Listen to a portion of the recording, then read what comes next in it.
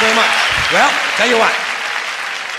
Now, to balance the scale, I'd like to talk about some things that bring us together. Things that point out our similarities instead of our differences. Because that's all you ever hear about in this country is our differences. That's all the media and the politicians are ever talking about, the things that separate us, things that make us different from one another.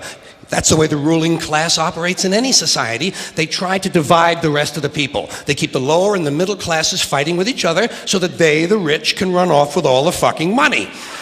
Fairly simple thing, happens to work. You know, anything different, that's what they're going to talk about. Race, religion, ethnic and national background, jobs, income, education, social status, sexuality, anything you can do, keep us fighting with each other so that they can keep going to the bank. You know how I describe the economic and social classes in this country? The upper class keeps all of the money, pays none of the taxes. The middle class pays all of the taxes, does all of the work. The poor are there just to scare the shit out of the middle class. Keep them showing up at those jobs. So stirring up the shit is something I like to do from time to time, but I also like to know that I can come back to these little things we have in common, little universal moments that we share separately, the things that make us the same. They're so small we hardly ever talk about them. Did you ever look at your watch and then you don't know what time it is? And you have to look again, and you still don't know the time. So you look a third time, and somebody says, "What time is it?" You say, "I don't know." Did you ever notice how sometimes all day Wednesday, you keep thinking it's Thursday?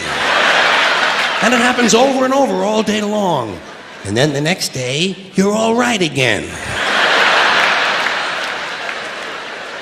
Do you ever find yourself standing in one of the rooms in your house and you can't remember why you went in there?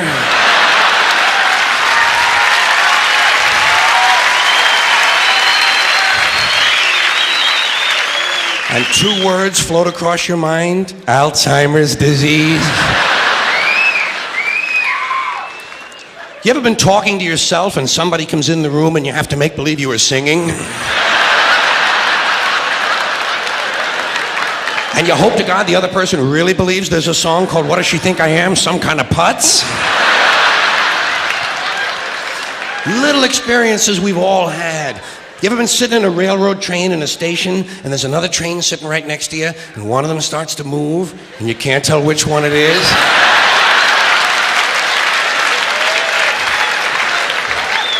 How about when you're out on a small boat on a windy day? You ever been out rocking back and forth for 3 or 4 hours trying to keep your balance? Rough seas, little boat. Then you get back into the shore and you're standing on the dock and you could swear there was something inside of you that was still out there rocking.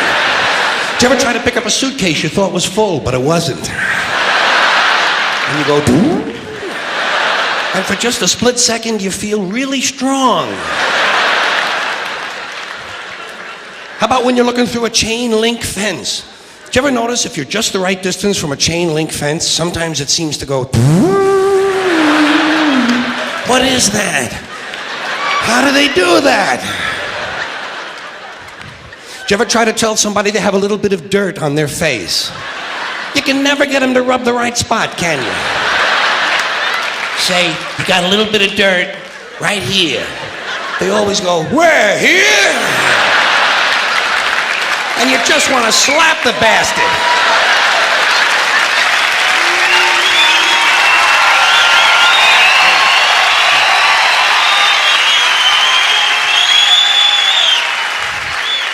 Do you ever notice how awful your face looks in a mirror in a restroom that has fluorescent lights? Every cut, scrape, scratch, scar, scab, bruise, boil, bump, pimple, zip, wart, welt, and abscess you've had since birth all seem to come back at the same time. And all you can think of is, "I gotta get the fuck out of here!"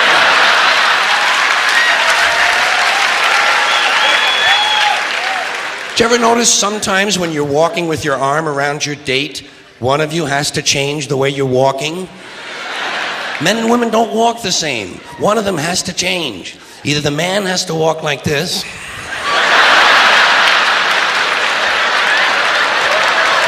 or the woman has to walk like this.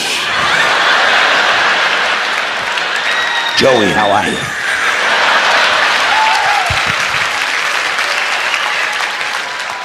How about when you're going up a flight of stairs and you think there's one more step? And you go...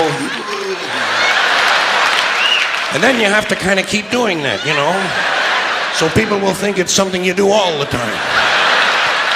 I do this all the time. It's the third stage of syphilis.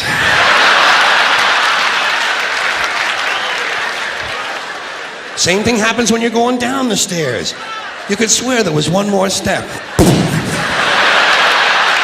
Holy shit.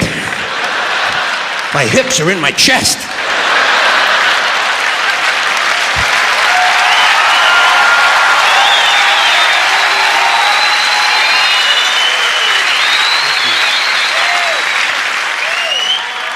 When you drink grapefruit juice in the morning, do you go like this?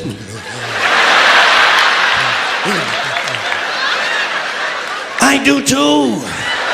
Why do we drink it? It's like ice cream throat. You know when you've been eating ice cream too fast and you get that frozen spot in the back of your throat, but you can't do anything about it because you can't reach it to rub it? You just have to kind of wait for it to go away. And it does.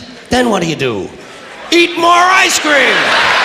What are we, fucking stupid?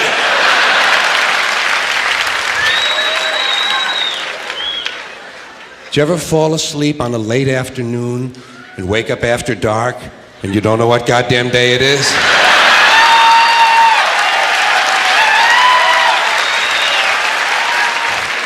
Like when you have your head on the pillow. Do you ever notice when you have your head on the pillow, if you close the bottom eye, the pillow is down there. Then if you switch eyes, the pillow moves up there. Whoa, holy shit, Dave, look at this. The mystery of the moving pillow. I think it's related to the chain link fence mystery myself.